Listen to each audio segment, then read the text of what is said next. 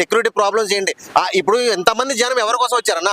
RCB గెలిచిందంటే ఎవరి కోసం వస్తారు? మన విరాట్ కోహ్లీ కోసం వచ్చారు. నేను విరాట్ కోహ్లీ ఫ్యాన్, కానీ కొన్ని రూల్స్ ఉంటాయి. పోలీసు వాళ్ళు చెప్పినప్పుడు మనం వినాలి, పాటించాలి. పాటించకుండా మనకు నచ్చినట్టు నేను తోపు అనుకుంటే కుదరదు కదా.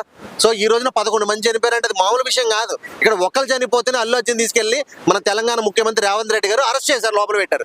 సో ఈ రోజున 11 మంది చనిపోయారంటే ఎట్లా వదులుతారు? సో అది తెలిసి వెంటనే విరాట్ కోహ్లీ గారు కూడా లండన్ వెళ్ళిపోయారు. ఎక్కడికి వెళ్ళిపోయినా కానీ ఖచ్చితంగా ఆయన మీద అయితే ఎఫ్ఐఆర్ ఫైల్ చేయాలి. ఆయన ఇండియాకి రప్పించి కనీసం కేసు పెట్టి ఒక్కరోజైనా జైల్లో పెట్టాలి ఖచ్చితంగా. ఎందుకంటే ఇలాంటి సిచ్యువేషన్ మళ్ళీ ఇంకొక రోజు వేరే వాళ్ళు చేయకుండా ఉంటారు.